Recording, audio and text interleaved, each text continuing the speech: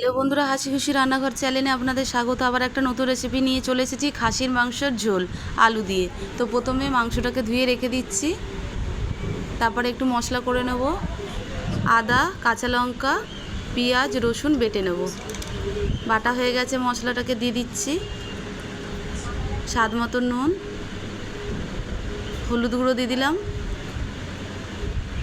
লঙ্কার গুঁড়ো দিয়ে দিলাম, ধনে গুঁড়ো দিয়ে দিলাম, জিরে গুঁড়ো দিয়ে দিলাম, কিছুটা সর্ষের তেল দিয়ে দিচ্ছি, দিয়ে ভালো করে মাখিয়ে নেব। মাখানো হয়ে গেছে, গ্যাসের ওভেনে একটা প্রেসার কুকার বসিয়ে দিয়েছি। কিছুটা সর্ষের তেল দিয়ে দিলাম, দুটো তেজপাতা দিয়ে দিচ্ছি, গোটা গরম মশলা ফোড়ন দিয়ে দিলাম, কেটে রাখা পেঁয়াজ, কাঁচা লঙ্কা কুচিগুলো দিয়ে দিলাম। একটু নাড়িয়ে ছাড়িয়ে নেব।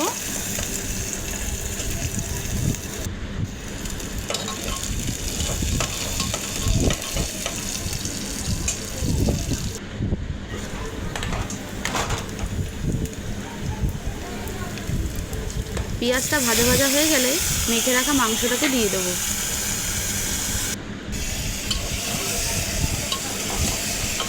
আবার একটু নাড়িয়ে চাড়িয়ে নেব।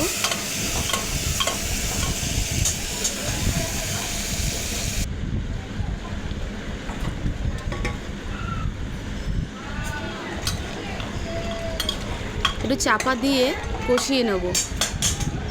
আবার ঢাকনাটা খুলে নামিয়ে নিয়েছি, একটু নাড়িয়ে চাড়িয়ে দিচ্ছি, আবার একটু ঢাকা দিয়ে দিচ্ছি।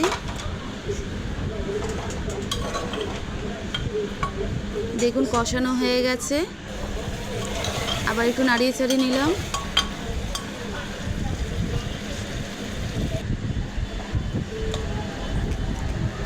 আমি আগে থেকে কিছুটা আলু ভেজে রেখেছিলাম, দিয়ে দিলাম।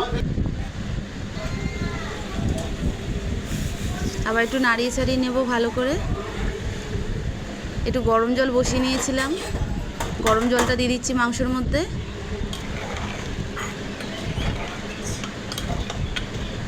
আবার একটু নাড়িয়ে চাড়িয়ে নেব ভালো করে।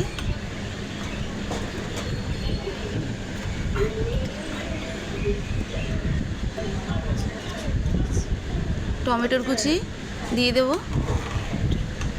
যেহেতু মাংসের মধ্যে জল দিয়েছি, একটু নুনটা আপনারা বুঝে দেবেন, আমি কিন্তু আবার নুনটা দিয়েছি। আবার একটু নাড়িয়ে চাড়িয়ে নিলাম। ওপর থেকে গরম মশলা গুঁড়ো দিয়ে দিচ্ছি। এবার প্রেসার কুকারে ঢাকনাটা আটকে দেব। 5-6টা সিটি পড়লে মাংসটা তাহলে সেদ্ধ হয়ে যাবে। দেখুন আমার খাসির মাংসের ঝোল রেডি এখানে। তো কার কার ভালো লাগলো বন্ধুরা অবশ্যই কমেন্ট করে জানাবেন। ভালো লাগলে একটা লাইক করবেন, শেয়ার করবেন, পরবর্তী রেসিপির জন্য জানাবেন। ধন্যবাদ।